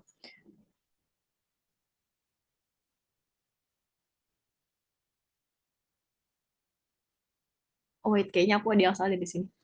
Jadi dihitung sejak saat terutangnya pajak. Ini kan terutangnya pajaknya itu tuh harusnya nih saat terutang ya guys, aku tulis wait. Saat terutangnya itu kan dihitung dari 1 Januari 2026 ya guys.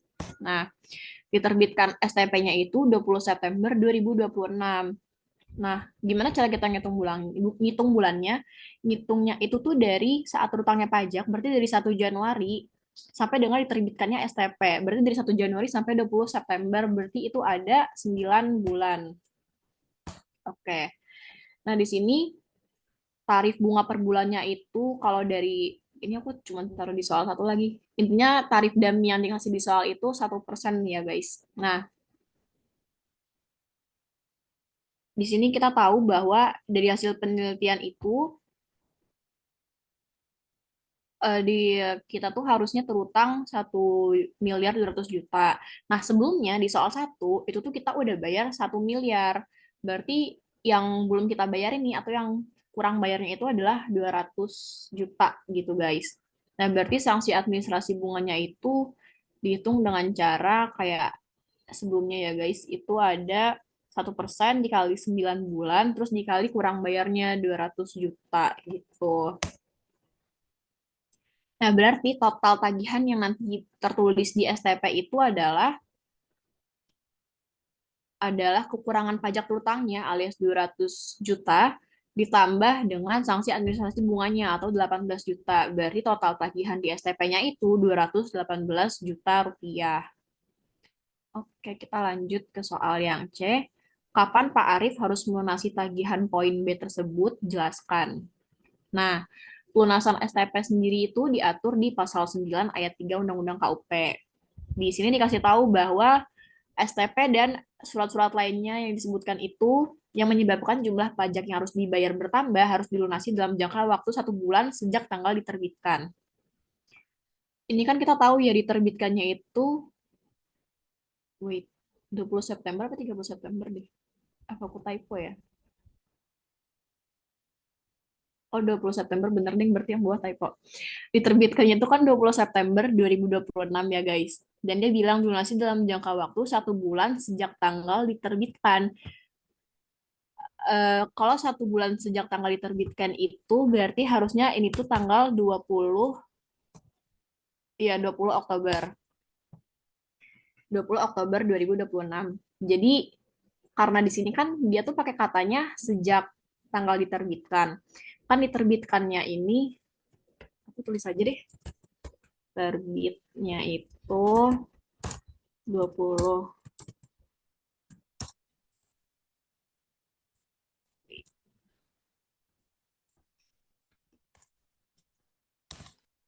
terbitnya itu kan 20 September 2026.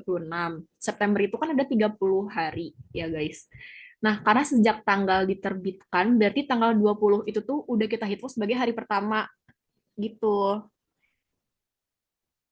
Jadi itu tuh harus karena ini sampai 30 harus sampai 20 Oktober. Enggak sih Zul, sumpah. Eh, bener nggak sih Zul? Apa gue salah ya Zul? Gue kok agak ragu-ragu ya kalau tanggal-tanggal gitu. Tahu, Ci? Kalau sejak kan 20 September nih terbitnya. Heeh. Berarti deadline bayarnya itu 19 sama 20 karena sejak tanggal diterbitkan. 19 nggak sih? 19 ya? 19. Karena -1 biasanya. Ya nggak sih 19 ya kan? Iya, 19. Sorry guys, maklum lah masih belajar. karena sejak berarti harusnya -1, tapi kalau setelah harusnya sama, ya kan? Ya kan? Ya itulah pokoknya. Seingat aku. Pokoknya kalau sejak itu, kalau termnya adalah sejak, berarti 20 Septembernya dihitung. Tapi kalau setelah, berarti hari pertamanya itu dihitung dari 21 September 2026 gitu. Ya udah kita lanjut aja deh soal yang B. Apa konsekuensinya jika Pak Arief lunasi tanggal 10 Desember 2026? Berarti kan 10 Desember 2026 itu kan udah di luar batas waktu ya. Karena batas waktunya itu kan 20 September 2026. Nah, di sini tuh diatur di pasal 20 ayat 1 Undang-Undang KUP, kalau nggak dibayar sesuai jangka waktu, akan dilakukan penagihan dengan surat paksa.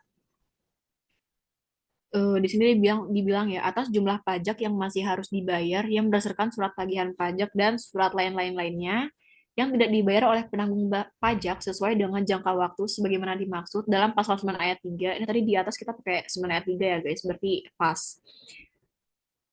Atau ayat 3A dilaksanakan penagihan pajak dengan surat paksa sesuai dengan ketentuan peraturan perundang-undangan perpajakan gitu. Lanjut yang sebenarnya langkah apa yang dapat dilakukan Pak Arief menyikapi hal tersebut dan bagaimana prosedurnya? Sebenarnya yang pasti adalah Pak Arief tentu harus, em, ini kan aku ngasih timeline ya guys, kayak timeline alur PPSP, penagihan pajak dengan surat paksa. Ya sebenarnya yang paling waras adalah Pak Arief tentu harus merhatiin timelinenya alias nggak boleh lewat gitu. Tapi sebenarnya Pak Arief ini juga bisa ngelakuin permohonan gitu, permohonan pengasuran atau penundaan pembayaran. Boleh di kelihatan nggak sih? Dia sih kelihatan deh. Nah, jadi permohonannya ini tuh diatur di ini tuh PMK berapa? Wait, aku lupa ini PMK berapa. Nanti aku tulis deh. Aku lupa nulis. Oh, ini PMK 18 tahun 2021. Wait. Jadi di PMK nomor 18 tahun 2021 itu dikasih tahu bahwa WP itu bisa ngajuin permohonan pengasuran atau penundaan pembayaran pajak. Syaratnya adalah dia harus memberikan jaminan aset berwujud. Kriterianya itu aset berwujud merupakan milik menanggung pajak pemohon yang dibuktikan dengan bukti kepemilikan atas aset berwujud tersebut dan aset berwujud tidak sedang dijadikan jaminan atas utang penanggung pajak pemohon. Itu. Nah, wajib pajak yang mengajukan permohonan pengasuran itu setelah melampaui batas waktu sebagaimana dimaksud dalam pasal 21 ayat 6 harus memberikan jaminan aset berwujud sebesar utang pajak yang diajukan permohonan pengasuran pembayaran pajaknya gitu, guys. Mungkin itu aja sih buat yang ini. Apa ada pertanyaan atau ada yang mau dikonfirmasi atau ada komentar, teman-teman?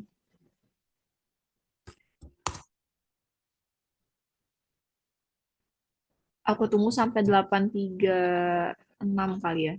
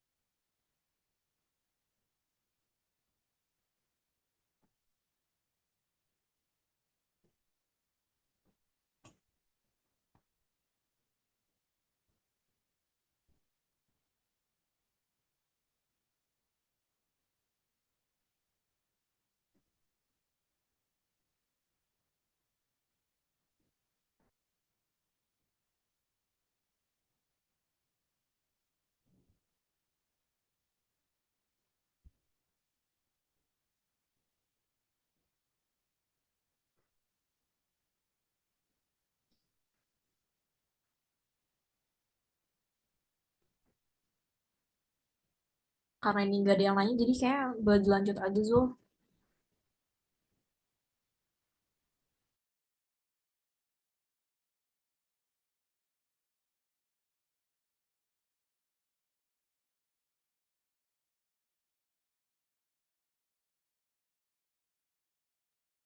Oke,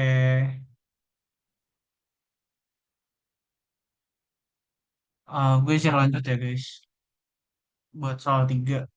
Nah, soal 3 ini sebenarnya dia berlanjut dari soal yang sebelumnya ya, soal 1.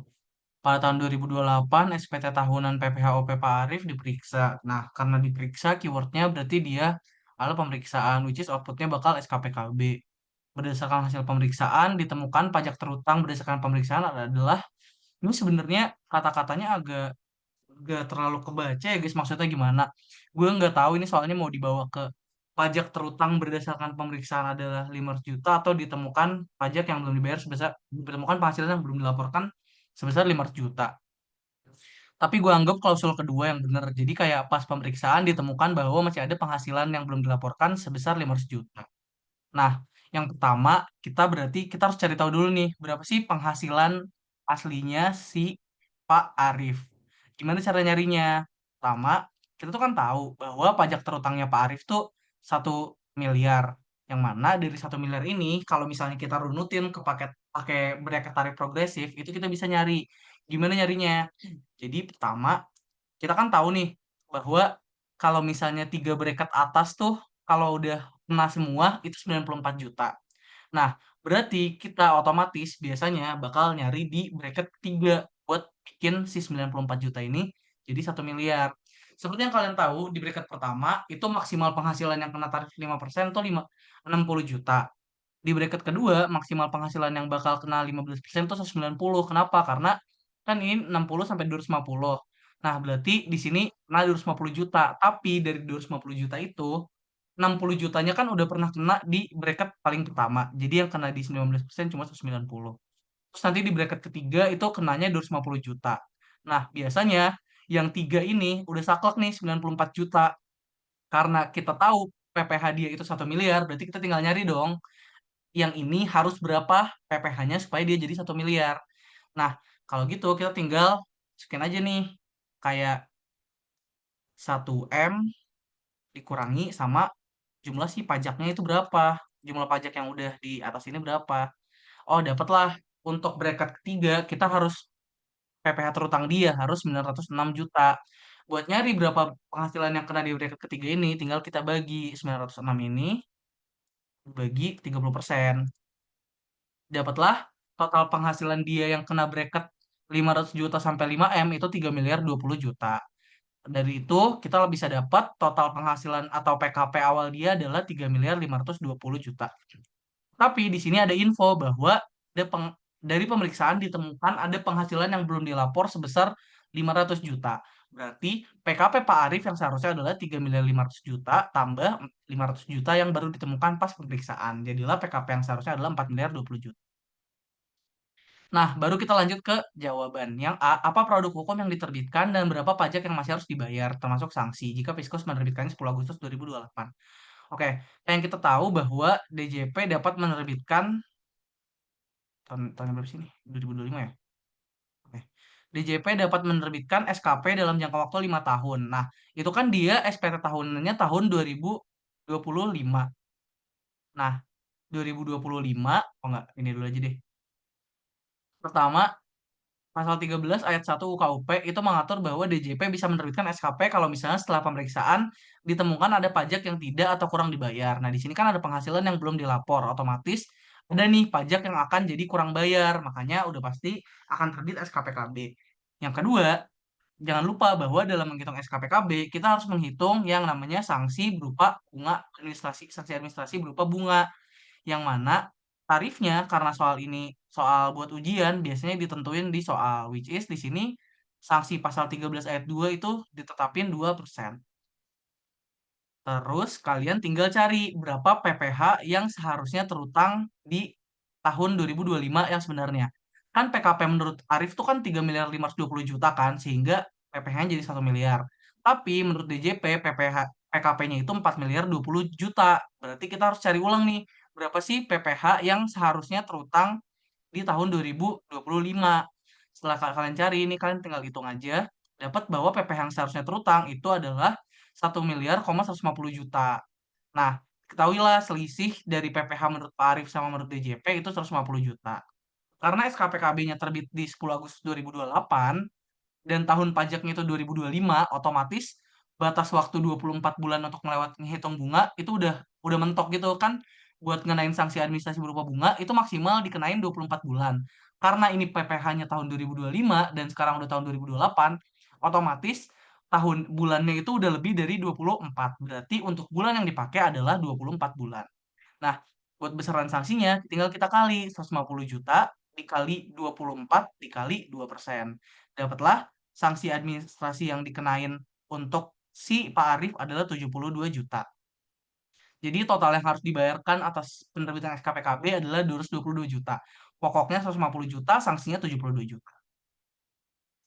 Terus yang pertanyaan nomor 2, kapan tagihan tersebut harus dilunasi? Nah, di sini klausulnya adalah STP, SKP, SKP KBT, dan SK keberatan, SK titulan, putusan banding, dan putusan PK harus dilunasi jangka waktu 1 bulan sejak tanggal diterbitkan. Karena dia terbit 10 Agustus 2028, 1 bulan kemudian berarti 9 September 2028. Itu tinggal 1 bulan kemudian minus 1. Biasanya kayak gitu aja. Terus kita ke yang C. Apa konsekuensinya jika Pak Arief melunasi tanggal 4 Oktober 2028? Kayak yang tadi gue udah jelasin juga bahwa kalau misalnya SKPKB SKPKB dilunasin lewat dari jatuh tempo, akan ada sanksi administrasi berupa bunga sebagaimana diatur di pasal 19 yang bunyinya apabila SKPKB atau yang lain-lain itu tidak dibayar setelah jatuh tempo, maka akan dikenakan sanksi administrasi berupa bunga. Nah, di sini pasal 19 juga itu tarifnya ada di soal, which is 0,5% sanksi administrasinya.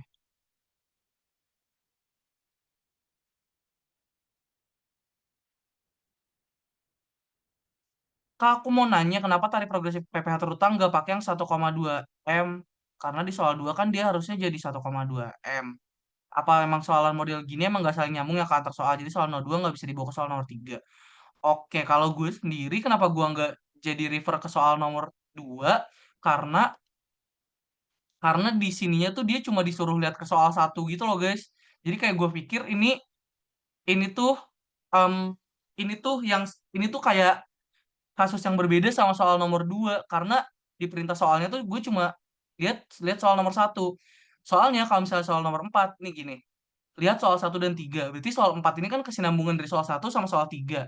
Nah, gue pikir kalau misalnya klausulnya cuma lihat soal 1, berarti dia cuma berkesinambungan sama soal 1, gak berkesinambungan sama soal nomor 2. Gitu sih, Ilham.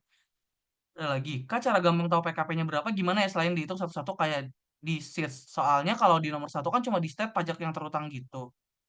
Em, Gimana cara cara gampang buat tahu berapa? Sebenarnya gimana ya? Nih, coba kalau misalnya kalian hitung,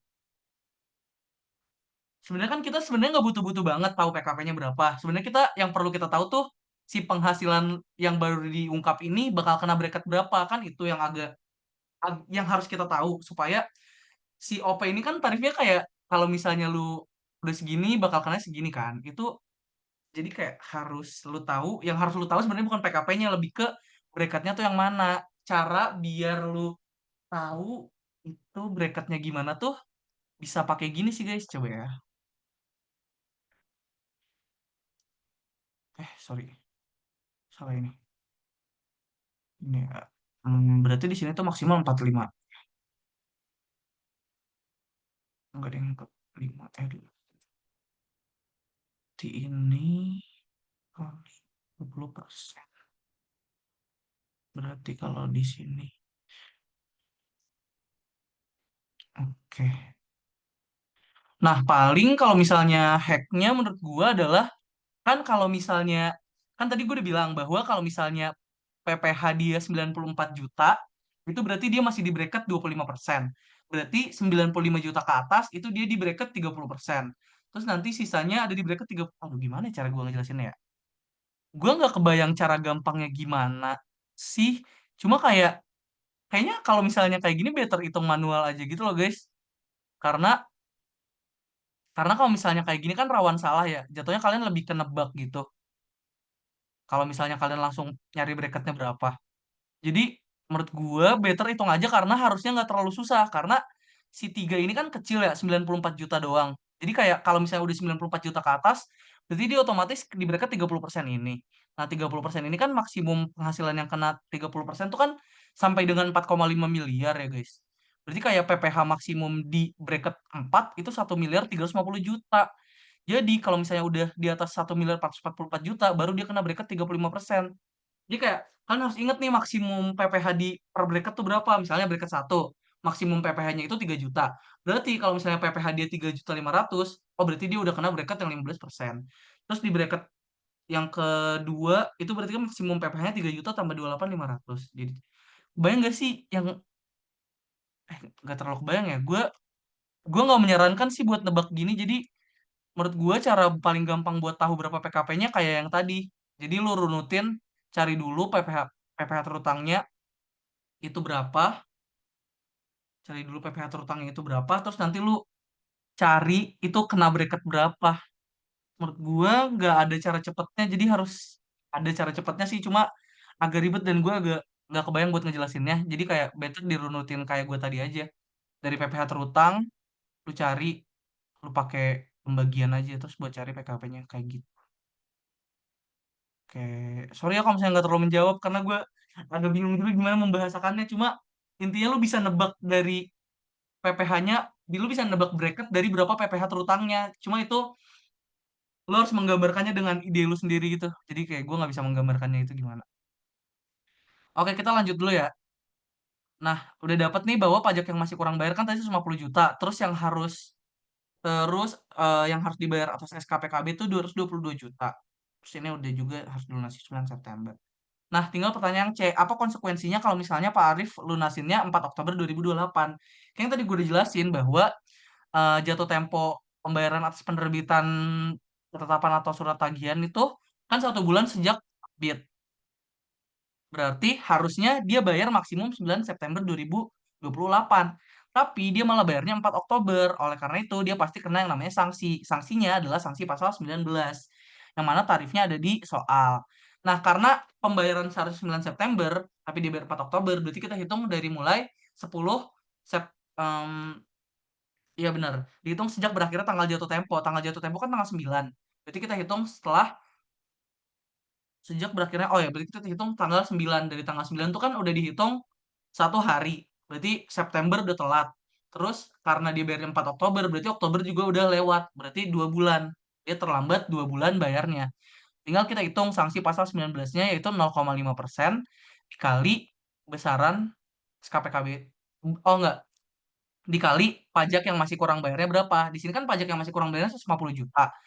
Nah, jadi kayak di sini dihitung saksi administrasi berupa bunga. Oke, jadi kalian pernah nggak sih dijelasin yang namanya beda sanksi bunga sama sanksi kenaikan?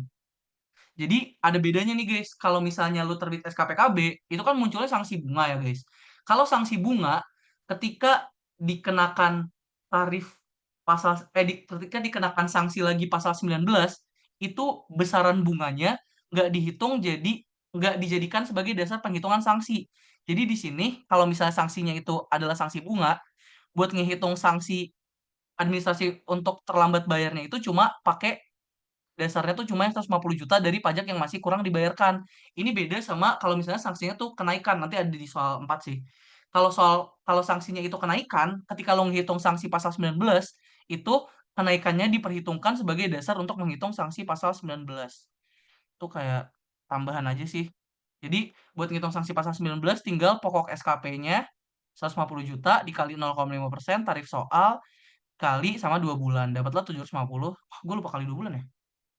Kali 2 bulan. Dapatlah sanksinya adalah, ya ini benar. Dapatlah sanksinya 1,5 juta. Tuh. Oke, soal nomor 3 ada yang mau ditanyain dulu nggak ya?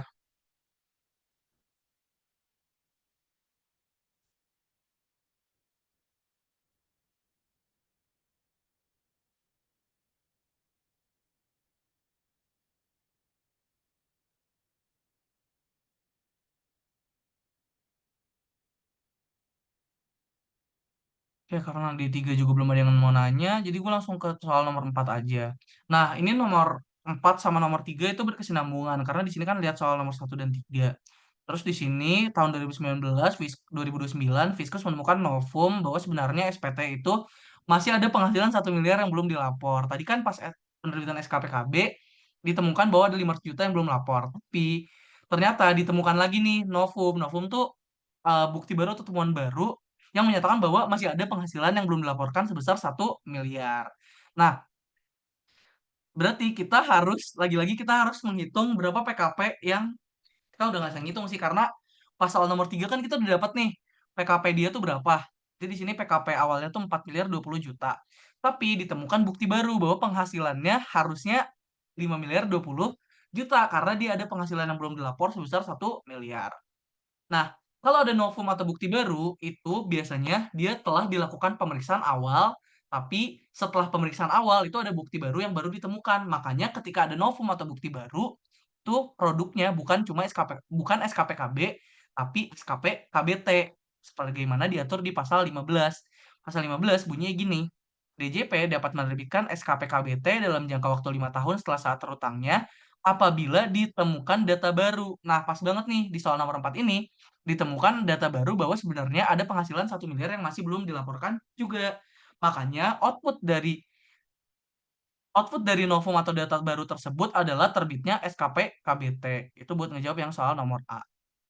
Terus kita hitung berapa sih pajak yang harusnya terutang atau yang masih harus kurang dibayar oleh Pak Arif. Di sini jangan lupa juga bahwa, oh ini bukan jangan lupa sih, ini beda sih. Jadi SKPKBT itu kalau misalnya terbit SKPKBT, sanksinya bukan cuma bunga, melainkan yang namanya sanksi kenaikan. Nah, bedanya bunga sama kenaikan tuh apa? Kalau misalnya bunga, itu kan dia jadi bagian terpisah antara ya udah pokoknya segini, bunganya segini. Tapi kalau misalnya sanksi kenaikan, itu tuh dia akan dianggap sebagai si kenaikan ini jadi pokoknya juga. Jadi kalau misalnya dia telat bayar, terus dikenain sanksi administrasi pasal 19, kalau misalnya kena sanksi kenaikannya ini dijadikan juga dasar perhitungan buat ngitung sanksi si pasal 19-nya tadi. Beda kan kalau bunga, ketika lo ngitung sanksi pasal 19, itu lo cuma ngitung pakai pokok pajak terutangnya aja. Tapi kalau misalnya sanksinya kenaikan, sebagaimana di pasal 15 ayat 2 ini, dia ketika telat dan harus ngitung sanksi pasal 19, itu dia hitung dari pokok ditambah dengan kenaikannya, ya which is 100% kalau misalnya pasal 15 ayat 2 ini. Jadi, karena ada novum atau data baru, dia terbitin SKPKBT. Nah, karena ada SKPKBT terbit, dia harus dikenakan sanksi berupa kenaikan sebesar 100%. Terus kita hitung ulang berapa PPh yang seharusnya terutang. Kan penghasilannya jadi di atas bracket yang paling yang 30% ya guys. Jadi dia ada juga kena bracket yang 35%. Jadi seharusnya penghasilan terhutangnya adalah PPh terhutangnya adalah 1 miliar 451 juta. Ditemukan bahwa pajak yang masih harus dibayarkan adalah 301 juta. Tapi perlu diingat bahwa ada yang namanya kenaikan sebesar 100%. Sehingga pajak yang masih harus kurang dibayarkan itu 301 juta, terus besaran sanksi kenaikannya 301 juta. Sehingga total yang harus dibayar atas penerbitan SKPKB-nya adalah 602 juta.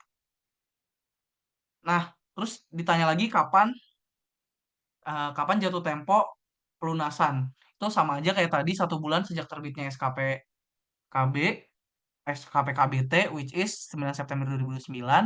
Barulah yang C kita hitung berapa sanksi kalau misalnya dia terlambat bayar. Jadi kan yang tadi udah disebutin ya di soal nomor 3 bahwa jatuh temponya itu tanggal 9 September, tapi dia lagi-lagi bayarnya 4 Oktober, telat 2 bulan lagi. Berarti kita harus ngitung sanksi administrasi berupa denda pasal 19. Tarifnya masih 0,5%. Nah, yang jadi beda di sini adalah yang tadi gue jelasin bahwa di sini dia ada yang namanya kenaikan. Kalau ada sanksi kenaikan, dia dijadikan dasar perhitungan buat sanksi yang selanjutnya bakal dikenain, which is sanksi yang pasal 19 ini. Makanya 0,5% di sini dikalikan total pembayaran, yaitu 62 juta, yang dari pokok ditambah sanksi kenaikan dikali 2 bulan. Dapatlah sanksi pasal 19-nya itu 6.020.000. Gitu. Soal 4 dan 3. Kira-kira dari kalian ada yang mau ditanyain nggak ya terkait soal nomor 4 sama soal nomor 3? Boleh di chat ya, gue tunggu.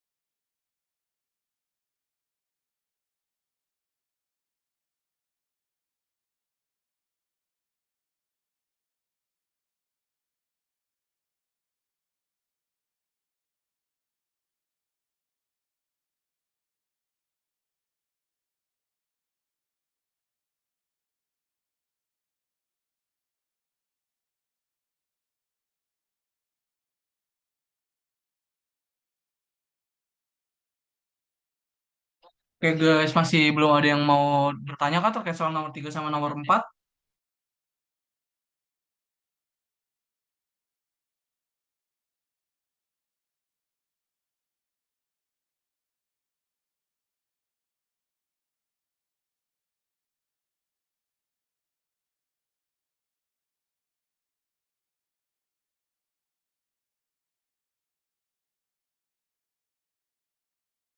Oke, sebenarnya karena udah nggak ada, jadi dari gua dicukupin aja sih buat pembahasan soal Luthor malam ini. Mohon maaf kalau misalnya masih ada kekurangan dari penjelasan gua ataupun Suci. Kalau misalnya masih ada yang bingung, feel free boleh kontak gua di Line atau Instagram atau WhatsApp bebas.